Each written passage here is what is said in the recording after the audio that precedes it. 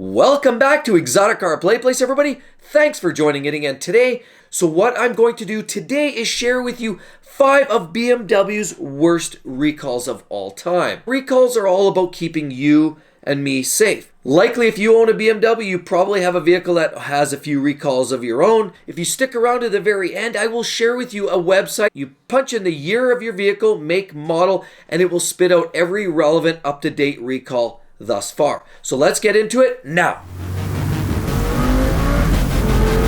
Welcome back to the channel, everybody. Mark with Exotic Car Play Place, and today I'm sure you've heard stories, you've seen pictures, you've seen video about BMWs burning up randomly in the middle of the street. Well, there's a reason for that. There's actually 2 separate recalls that affect a combination of over 1 million cars, and it runs for about 6 years. But they are essentially 2 different recalls. One is the PCV heater, and it affects 2008, 9, 10, and 11 model years. Anything with the 25, 28, and 30 designation within those model years will likely be impacted. For example, like 128, 328, 525, 528, 530, X3, and there's also an X5 and Z4 in there as well. But these fire issues don't just end right there.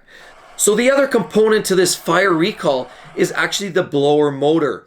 That's actually the heating motor that is in behind the dashboard. It has a propensity to randomly burn up. And that can impact 323s, 325s, 328s, 330s, 335s, as well as a few 335Ds and M3s in that pouch too. So there's a lot of vehicles that are actually impacted by either the flaming up blowing motor or the actual PCV heater can start burning. And it doesn't only have to be while you're driving. There's cases known where the car is parked for minutes, hours, days even, where it starts to smolder and then the whole car goes up like a tinderbox.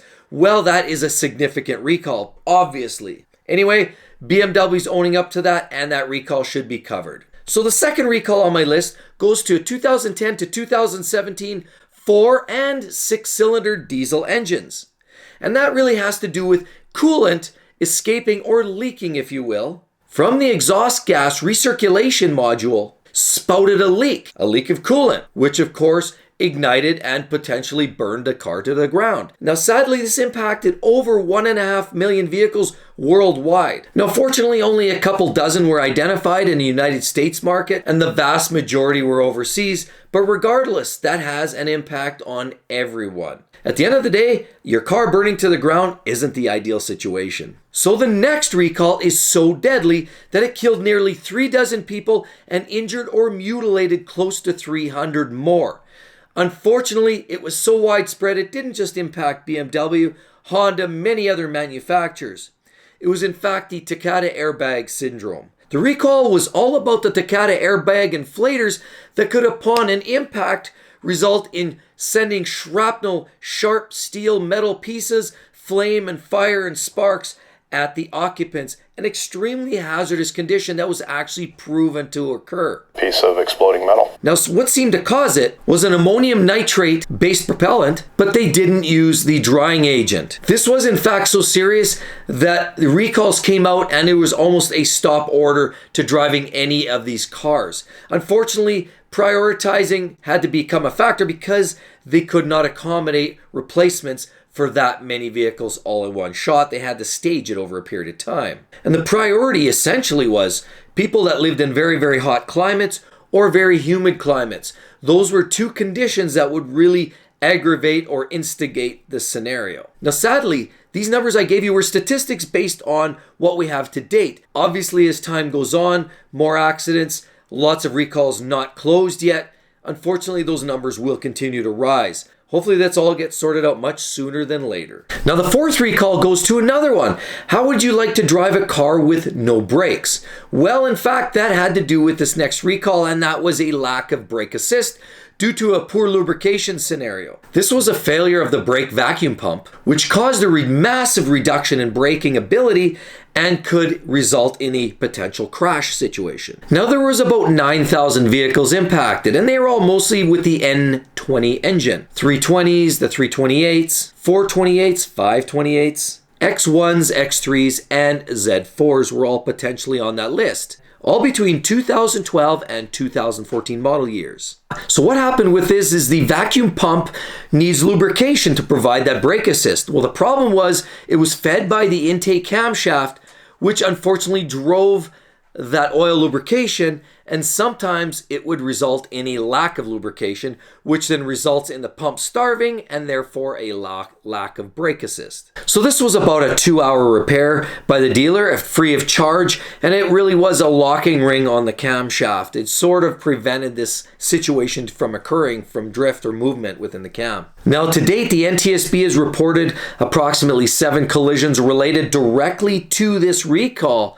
So you're definitely going to want to check that out. If you have a vehicle in that range, you want to get that going because there's nothing worse than losing your brakes. The 5th recall I have on my list for most dangerous is a 2016 to 2019 BMW X1. So the S-Drive or the X-Drive models are both impacted. And what that essentially is, those B-pillars that run alongside of your windshield. So you look out the windshield, those corners there, they are found to be in crash tests to be extremely hazardous to an occupant's head. As a matter of fact, vehicles are often designed not only to crumple in certain ways and airbags to protect you from going through the windshield or the side, but all the pillars are created in such a way too to be part of that whole cocoon. Now these B-pillars in the current form are found to impose far too much stress on an occupant's head should they be propelled towards the corner of the vehicle. Now, if you happen to be one of the 100,000 owners of one of these vehicles, you will get a notification, and BMW will replace those trim pieces on the B-pillars free of charge.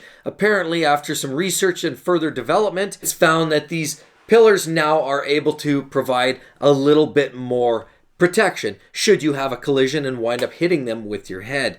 Should reduce the impact and reduce the potential severity of the injuries to the passengers. So what you want to do is you open your browser, then you go to the top and you type in www.nhtsa,